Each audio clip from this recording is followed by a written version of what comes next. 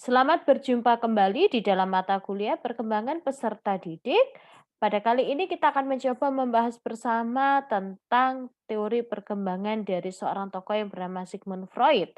Dan teori yang diungkapkan sangat terkenal dengan ungkapan teori psikoseksual. Kita akan mencoba melihat bersama-sama apa dan bagaimana perkembangan psikoseksual di dalam diri seseorang. Ya, ini adalah biografi. Kita akan mengenal bersama siapakah Sigmund Freud, bahwa dia adalah seorang yang lahir di Freiburg, ya, Moravia tahun 56 dan pada usia 4 tahun dia berpindah ke Vienna dan dia meninggal pada usia 83 tahun. Nah, dia studi di bidang kedokteran, jadi nantinya dia akan banyak melakukan eksperimen ya, terkait dengan bidang ilmunya yaitu kedokteran dan itulah yang melandasi nantinya akan memunculkan teori perkembangan psikoseksual. Sehingga di dalam mengungkapkan teori psikoseksual, dia sangat banyak menggunakan istilah-istilah kedokteran tentunya. Nah, di sini Freud mengatakan bahwa perkembangan psikoseksual itu adalah perkembangan yang memang muncul dari dalam diri seseorang ya yang berlandaskan pada dorongan yang ada di dalam diri manusia. Kita akan melihat ya dasar teorinya yaitu ada yang dikatakan sebagai libido.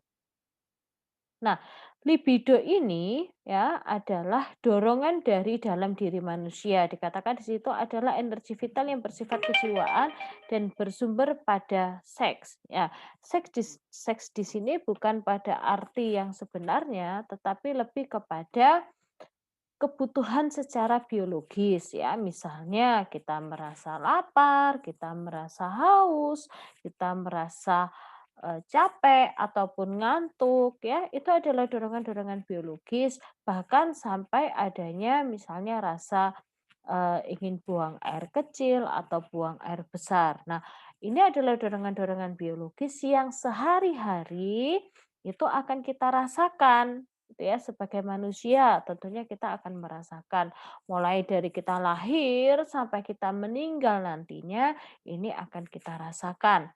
Nah, Freud ya mengungkapkan ada dua macam insting ataupun naluri yang ada di dalam diri manusia. Yang pertama adalah insting hidup. Nah, life instinct ini adalah bagaimana kita itu mempertahankan hidup kita ya dan keturunan. Nah, begini, contohnya gitu ya, ketika kita berada dalam kondisi yang katakanlah sakit ya, maka kita akan bagaimana caranya supaya kita ini pulih kesehatan kita, gitu ya. Kita akan, minum obat, kita akan ke dokter, misalnya ketika minum obat kok kayaknya masih belum, enakan ya, kita akan ke dokter dan meminta obat, ya. Atau misalnya dalam kondisi pandemi seperti ini ya, eee kita memperlengkapi diri kita misalnya dengan menggunakan masker, hand sanitizer ketika kita keluar ya terutama. Lalu, menjaga jarak. Nah, supaya apa? Supaya kita tidak terpapar ya oleh, virus atau penyakit apapun. Nah, di sini adalah bagaimana caranya kita mempertahankan kehidupan kita. Ya, kalau misalnya contohnya ya kita dalam kondisi bahaya, misalnya ada orang yang mau mencelakai kita. Nah, kita akan berusaha membela ya, mempertahankan diri kita sehingga kita tidak dicelakai oleh orang lain. Nah, itu adalah contoh bahwa di dalam diri kita itu ada yang dikatakan sebagai insting hidup atau life instinct.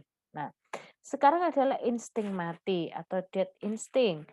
Nah, kita memahami bahwa manusia itu ya pasti suatu saat nanti akan meninggal. Nah, bisa jadi ini menyebabkan beberapa perilaku agresif yang bisa saja muncul. Ya, kenapa?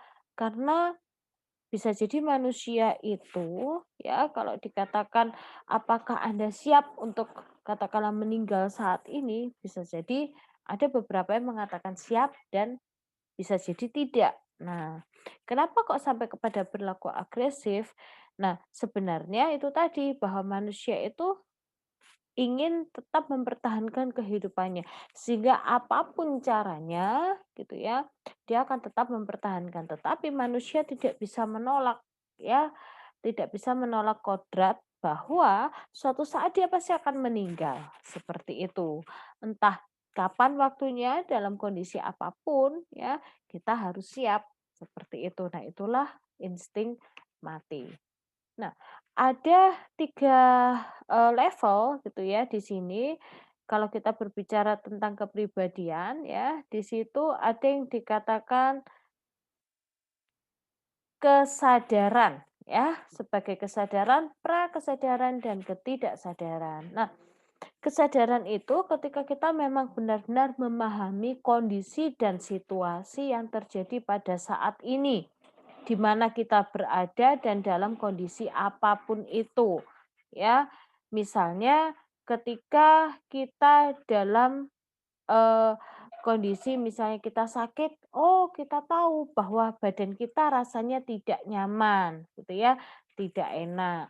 Nah, disitulah bahwa, ketika misalnya kita dipukul ya, kita merasakan sakit, oh kita tahu bahwa itu adalah sakit. Nah, itu adalah kondisi sadar. Kita tahu bahwa kita sekarang berada di mana, dalam kondisi seperti apa. Itulah kesadaran, ya. Lalu ada juga yang disebut sebagai prakesadaran, ya. Prakesadaran di sini adalah bagian kejiwaan di mana kita memang benar-benar masih dalam kondisi antara sadar dan tidak sadar. Contohnya ketika kita bangun tidur ya, lalu ada orang yang mengajak kita berbicara, kayaknya kita nggak nyambung gitu ya, eee, kita nggak connect, berarti kita masih dalam kondisi prakesadaran ya. Ada yang mengatakan berarti masih dalam kondisi, belum sadar 100%. Nah, itulah kondisi prakesadaran. Nah, kondisi tidak sadar itu benar-benar kita tidak paham dengan kondisi yang terjadi. Kita tidak sadar kita berada di mana, apa kondisi kita, itu kita tidak paham. Sehingga itulah yang dikatakan sebagai kondisi tidak sadar. Nah, bisa jadi ketika kita katakanlah tidur, berarti kita dalam kondisi tidak sadar karena dalam kondisi kita tidak terjaga. Ya, seperti itu. Ada orang yang ketika tidur, dipukul sekalipun dia tidak akan merasakan, karena benar-benar dia dalam kondisi tidak sadar ya. Nah ini biasanya apapun yang kita rasakan, apapun yang kita, pikirkan, itu akan kita masukkan di dalam alam bawah sadar kita, sehingga biasanya akan muncul di dalam proses mimpi, seperti itu. Nah, kita akan masuk kepada tahapan psikoseksual. Nah, di sini ada yang pertama yaitu tahapan oral ya. Tahapan oral di sini pada usia 0 sampai 1 tahun. Nah, tingkat kenyamanan utama pada bayi yaitu berada pada daerah sekitar mulut ya, berada pada daerah sekitar mulut. Nah, di sini ya, bahwa bayi itu ketika berusia 0 sampai 1 tahun, maka dia akan sangat nyaman ketika ada benda-benda yang masuk ke dalam mulutnya. Ya, Eee, perilaku-perilaku yang muncul itu adalah perilaku menghisap, supaya dia bisa merasa nyaman, ya. Misalnya ketika dia, minum susu gitu ya, itu perilaku menghisap itu akan muncul gitu ya, sehingga kepuasan dari daerah sekitar mulut ini akan terpuaskan. Ada juga bayi yang misalnya memasukkan jari ke dalam mulutnya atau apapun gitu ya, yang berada di sekitarnya, bahkan sampai sarung bantal sekalipun ataupun sarung guling, bahkan sarung tangannya pun bisa masuk ke dalam mulut. Kenapa? Karena ya ada yang dikatakan sebagai kepuasan otoerotik, yaitu kepuasan yang berasal dari pemuasan dari daerah sekitar mulut. Nah, ketika bayi menghisap jarinya sendiri, contohnya, maka ia akan merasakan nyaman dan nikmat, sehingga itu akan berulang. Maka perilaku-perilaku seperti ini, itulah yang disebut sebagai perilaku otoerotik. Ya, itulah perilaku otoerotik ya, bahwa kepuasan itu berasal dari perilaku-perilaku di mana dia mencari kepuasan dari daerah sekitar mulutnya. Maka kita akan lanjutkan melihat pada tahapan ini ya di awal seorang bayi itu dia tidak menyadari keterpisahannya dengan orang lain ataupun dengan ibunya. Misalnya begini, anak di usia 0 sampai 6 bulan itu biasanya digendong oleh siapapun dia tidak akan nangis. Maksudnya dia akan tetap nyaman ya, dia akan mau saja ketika digendong oleh siapapun. Karena dia masih belum mampu mengenal objek ataupun benda ataupun oknum-oknum yang ada di sekitarnya.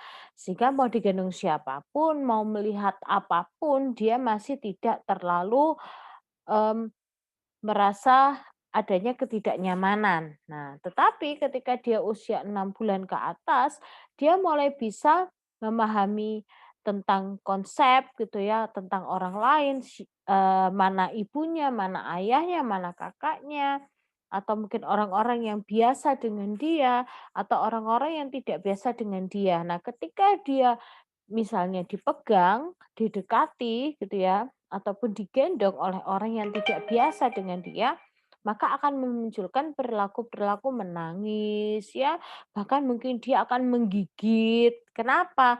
Karena itu adalah perilaku di mana dia tidak nyaman gitu ya.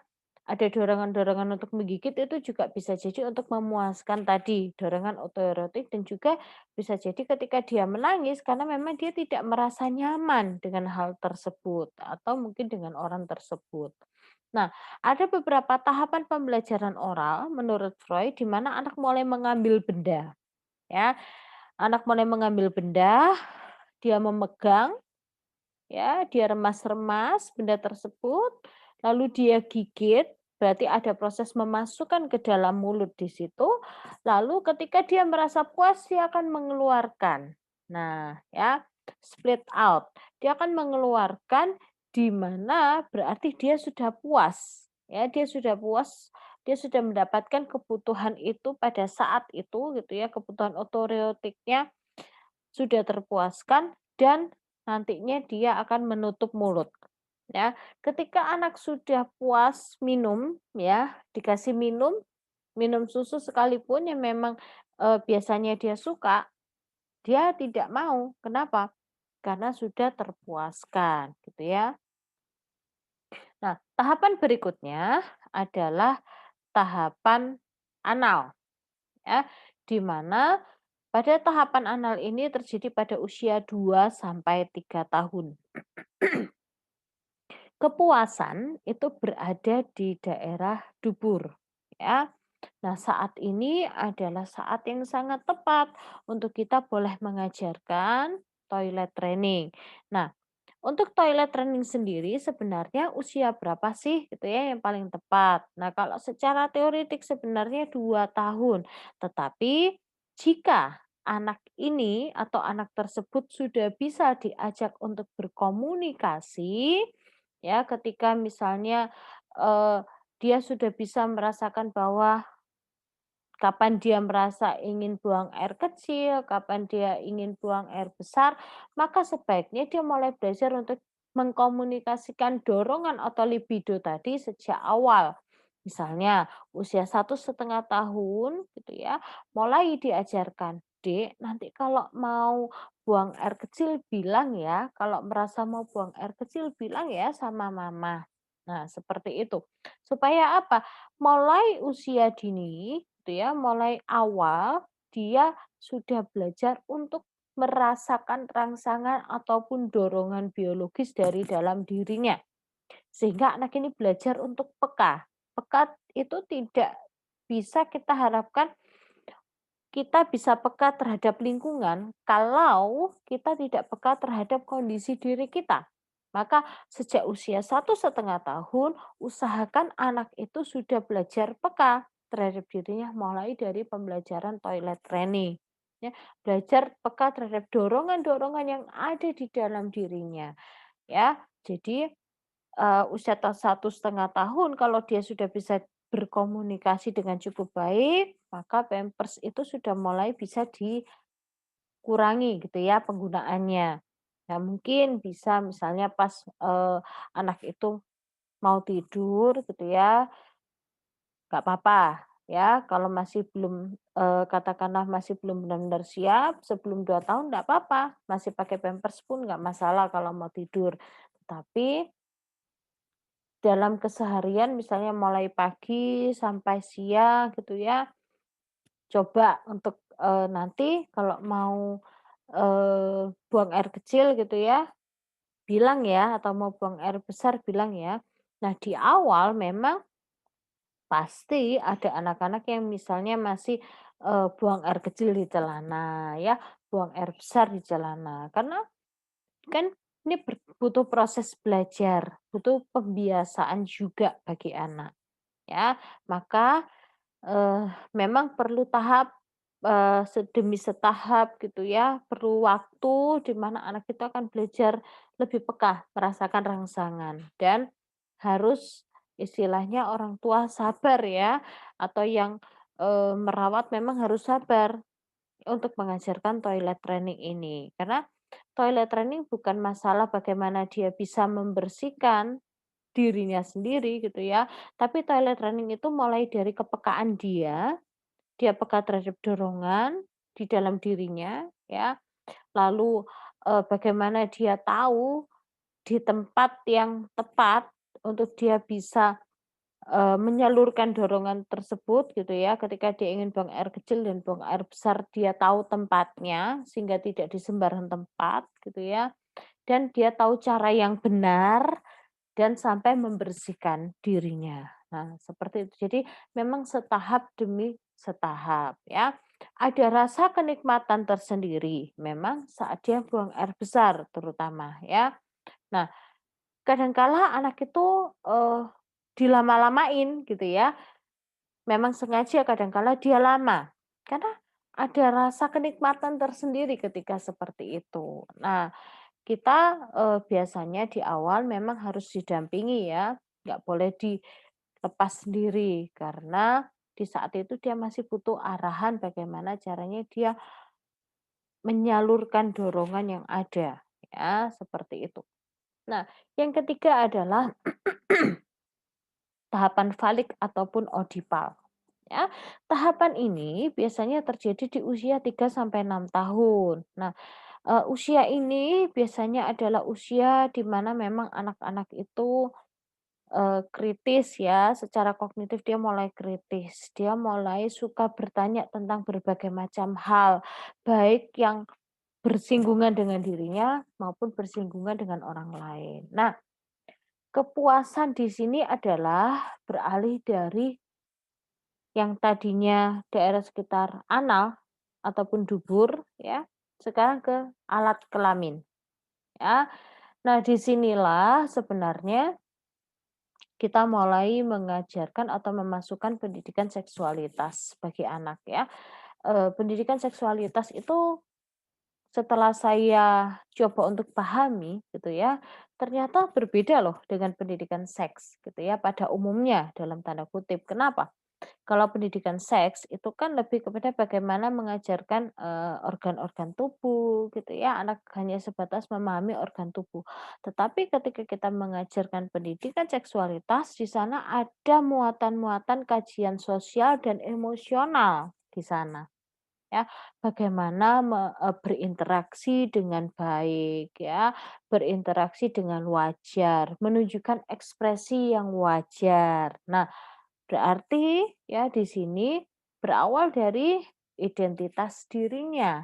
Nah, dia paham identitas dirinya, dia paham identitas gendernya, laki-laki atau perempuan. Sehingga kalau dia laki-laki, maka mulai dari misalnya pakaiannya, ya, caranya, itu semua sampai tadi ya dia buang air kecil dan buang air besar itu sudah mulai diajarkan. Jadi kalau laki-laki bagaimana, perempuan bagaimana.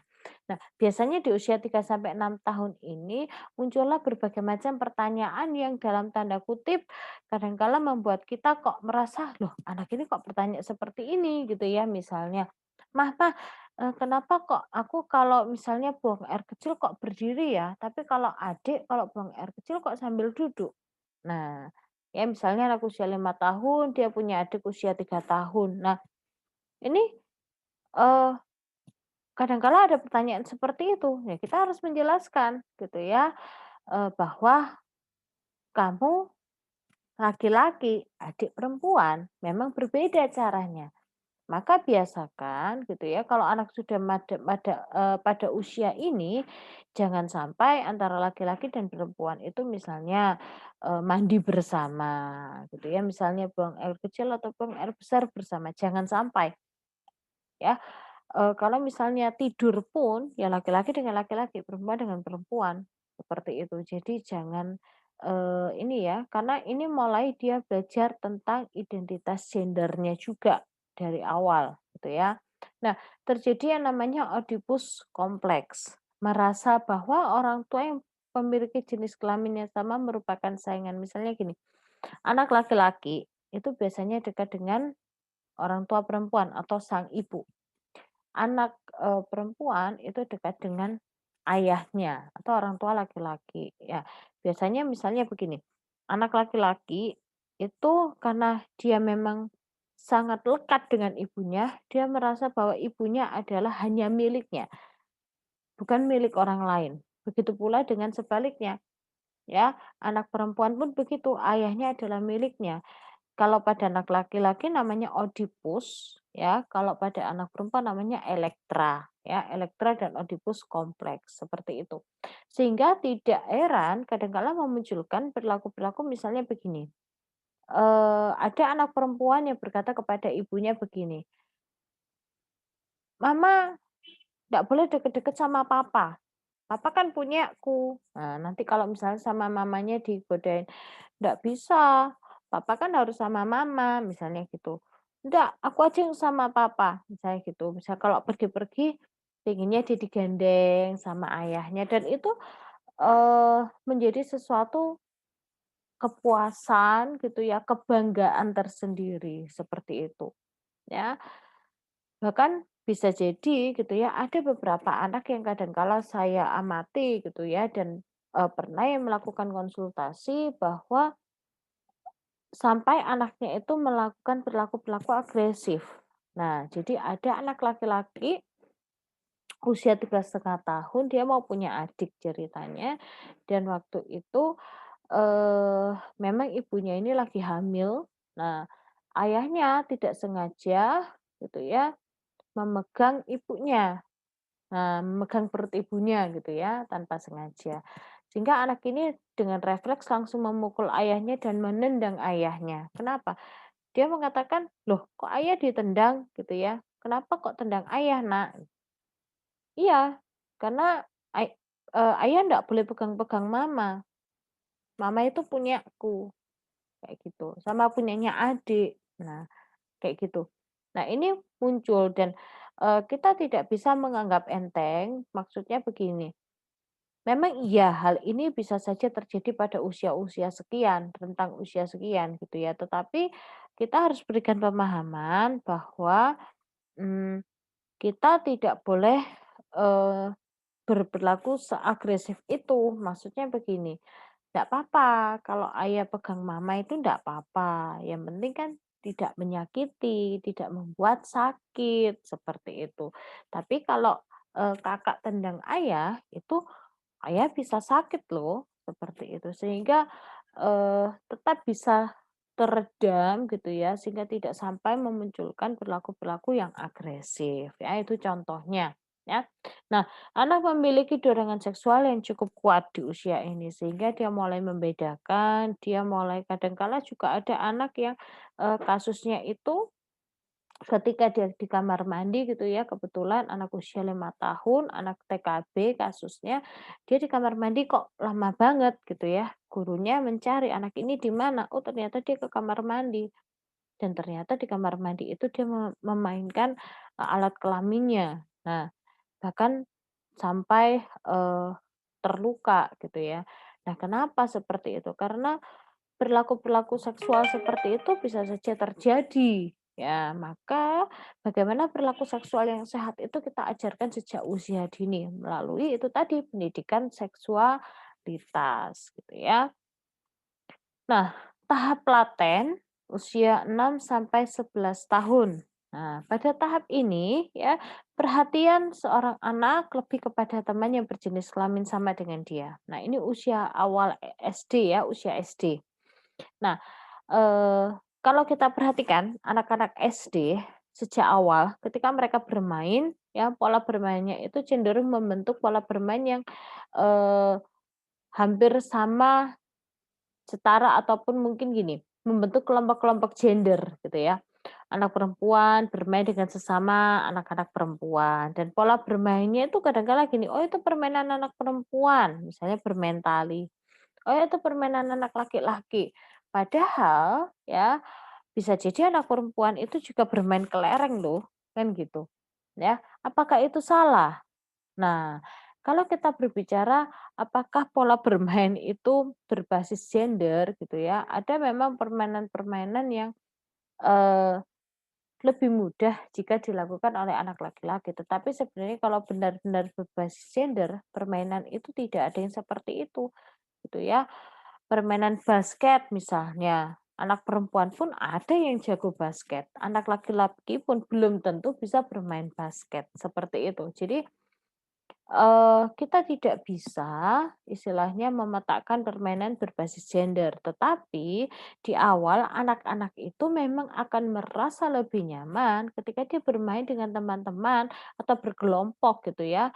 Tidak hanya bermain, tetapi misalnya belajar kelompok atau apapun lebih nyaman dengan yang memang berjenis kelamin sama dengan dia, anak perempuan dengan anak perempuan, anak laki-laki dengan anak laki-laki. Sehingga tidak jarang terjadi misalnya kadangkala, pertengkaran di antara kubu anak perempuan dan kubu anak laki-laki. Misalnya yang laki-laki, ketika mereka melakukan diskusi ya, itu tuh yang perempuan tuh cerewet misalnya, "Oh laki-laki itu seenaknya sendiri itu Bu." Nah seperti itu.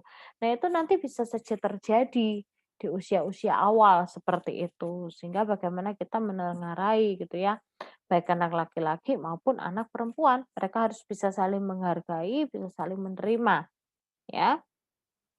Kehidupan sosial anak ini akan mulai berkembang ya, terutama ketika awal-awal SD ya.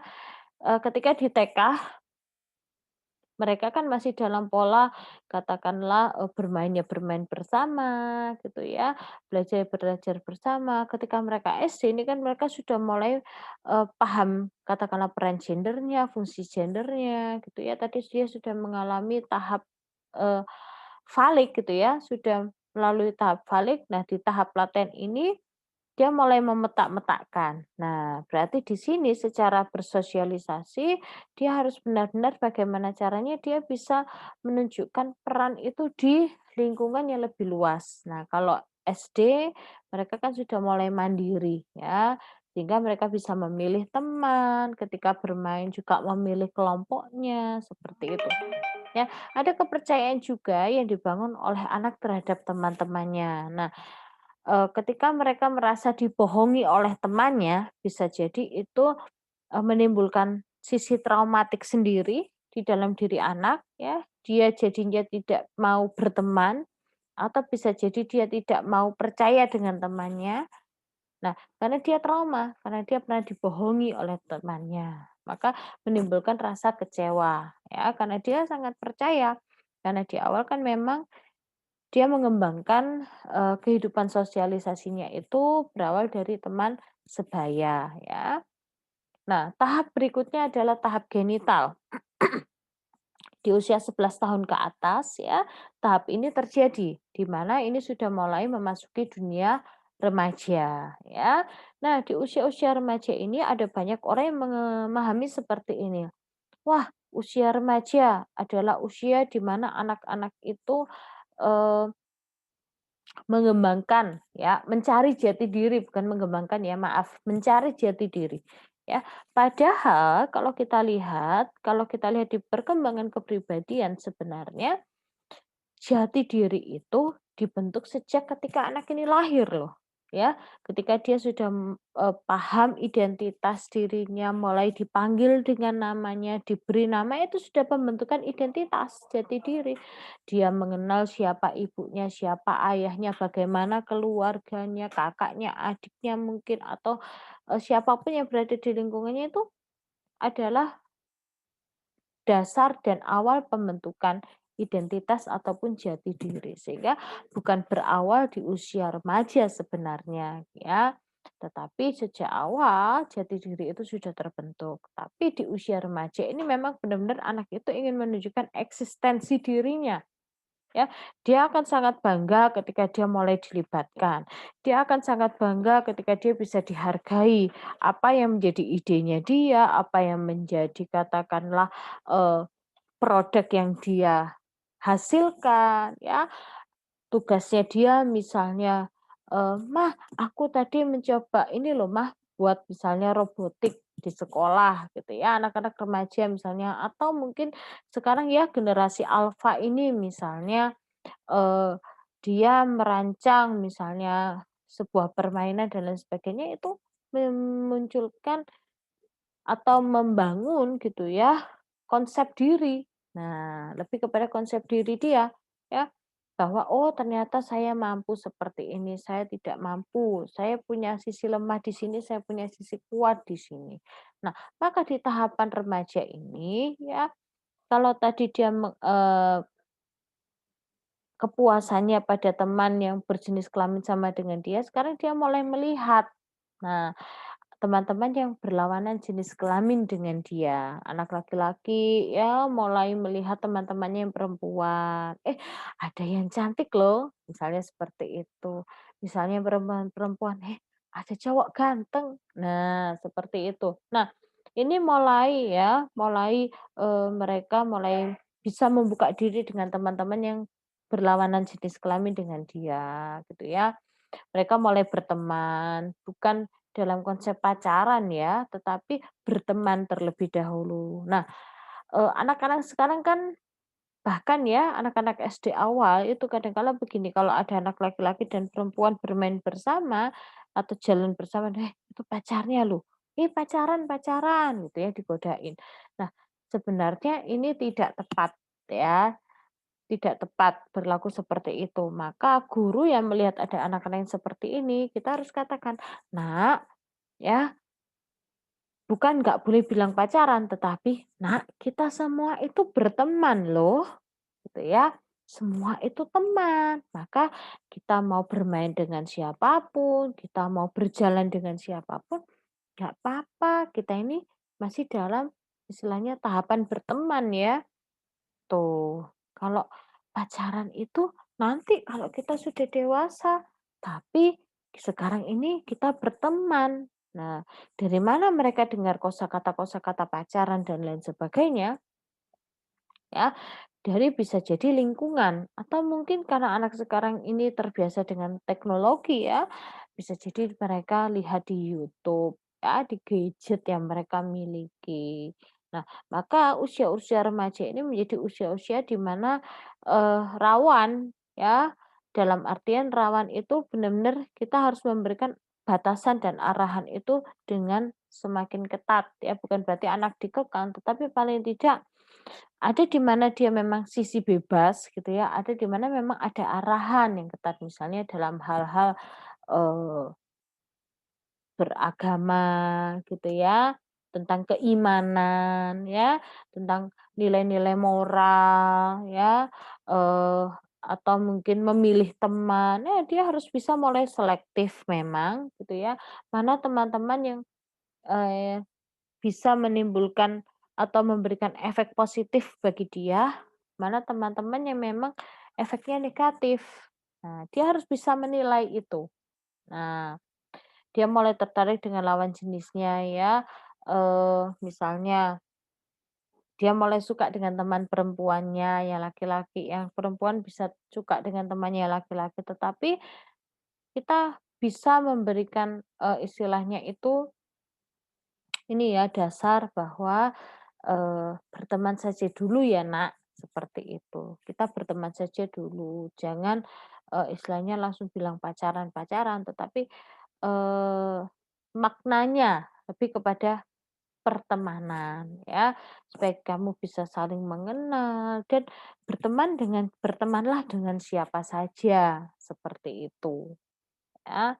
Tetapi kalau memang mereka sudah ada daya tarik dan sebagainya, itu wajar ya, karena pada tahap usia seperti ini, pada tahapan genital. Nah, bagian jiwa, di sini ada id, ego, dan super ego. Nah, tadi kan ada ketidaksadaran, prakesadaran, dan kesadaran ya. Kalau id itu bagian dari ketidaksadaran ya.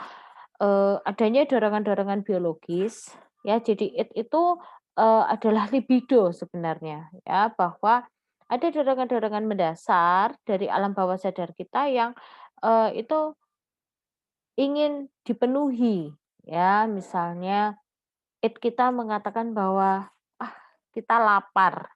Nah, ego ya, secara manusiawi, ya kan, ini kan ego ini berkaitan juga, dengan kondisi ya, dengan realitas yang ada. Jadi kalau orang lapar, itu pasti pinginnya apa? Makan kan? Ya, karena dia adalah bagian kesadaran. Dia sadar sekali ini gitu ya, bahwa dia merasa lapar dan dia butuh makan. Maka biasanya muncul perilaku apa? Mencari makanan untuk memuaskan id.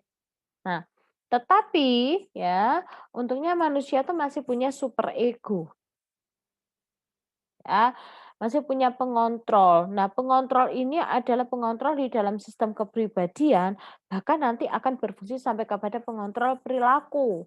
Nah, biasanya, bisa muncul dalam misalnya suara hati gitu ya, yang mengingatkan kita. Misalnya gini, eee, kita lapar, ya, kita berpergian misalnya gini ya, kita pergi gitu ya, tetapi, kita itu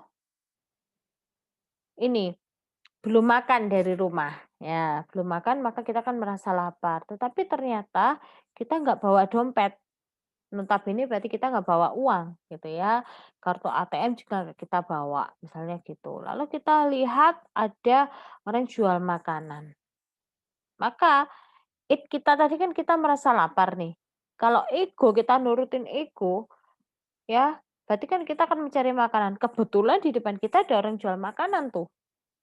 Nah, maka super ego ini akan berfungsi sebagai pengontrol, ya.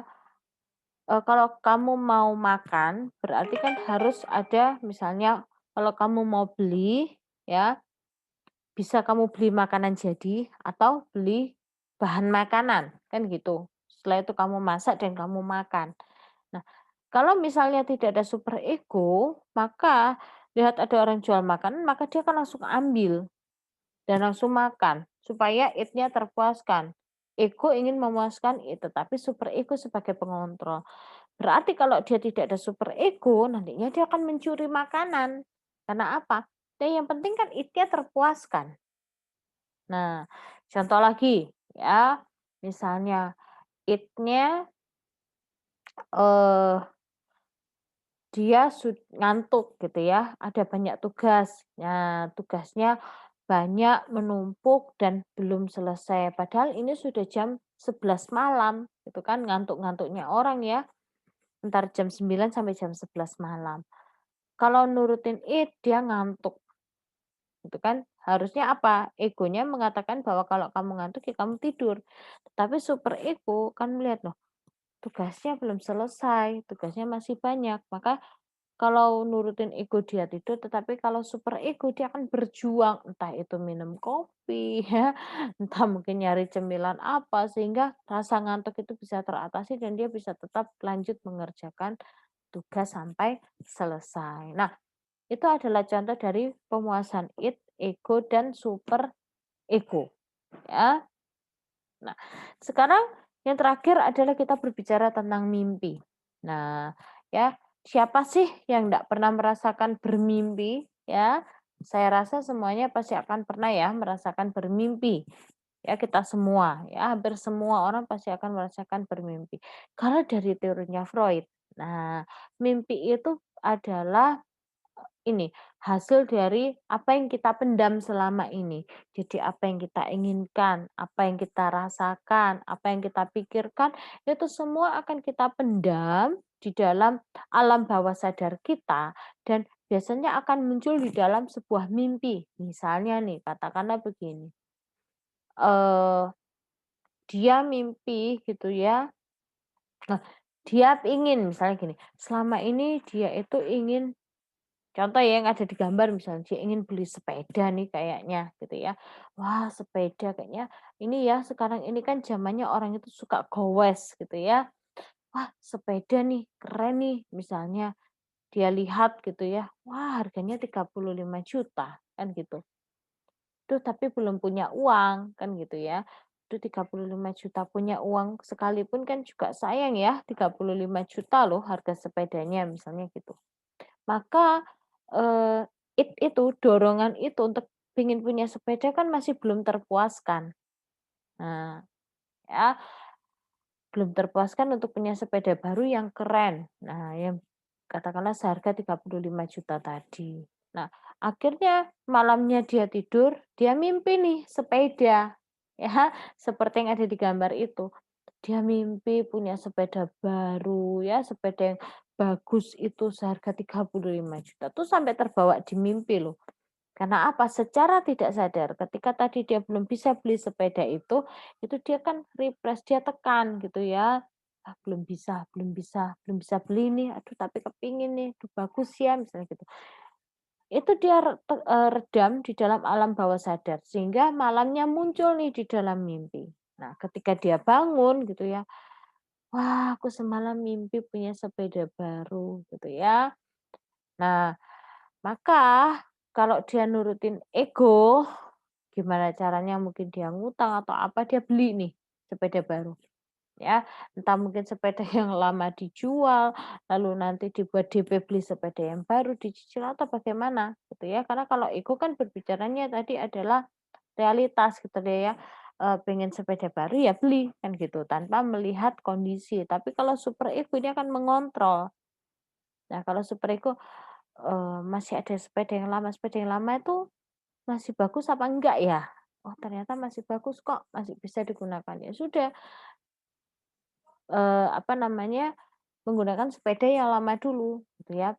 Masalah nanti pingin ganti sepeda atau sepeda yang baru ketika sudah punya uang yang cukup gitu ya, atau mungkin menabung dulu nanti suatu saat, ya apa yang diimpikan itu bisa terjadi ketika memang ada usaha untuk mencapainya. Sehingga tidak bisa ketika, katakanlah kita mimpi gitu ya, ada sesuatu yang kita inginkan, tanpa ada usaha tiba-tiba tercapai, kan nggak mungkin. Maka itulah, gunanya super ego tadi ya, untuk mengontrol kita. Kalau misalnya tidak terkontrol, mungkin dia akan pergi ke toko sepeda dan mencuri sepeda seharga 35 juta tadi.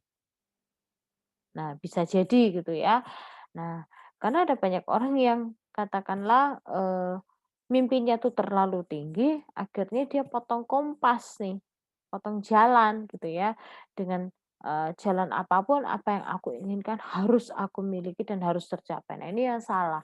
Maksudnya begini, ketika ada dorongan muncul gitu ya, biasanya ada keinginan atau apapun, maka, kita harus menyadari bahwa ketika ada dorongan, ya, secara ego kita pasti, "Aduh itu kok bagus ya?" Kan gitu ya. "Aduh saya kok kepingin itu ya?" Seperti itu. Tetapi lihat kembali bahwa struktur kepribadian kita tuh ada yang namanya super ego. Nah, ya, kita dengarkan suara hati kita atau kita lihat kembali sekeliling kondisi kita ya, sehingga tuh bisa membantu kita untuk mengontrol kita sehingga perilaku kita pun terkontrol. Oke. Ya, itu yang bisa saya bantu untuk menjelaskan tentang teorinya Freud. Nah, silakan nanti dibaca lagi PPT dan juga video penjelasan ini. Semoga bisa membantu kita semua untuk lebih memahami tentang teori perkembangan psikoseksual dari seorang tokoh yang bernama Sigmund Freud. Selamat belajar.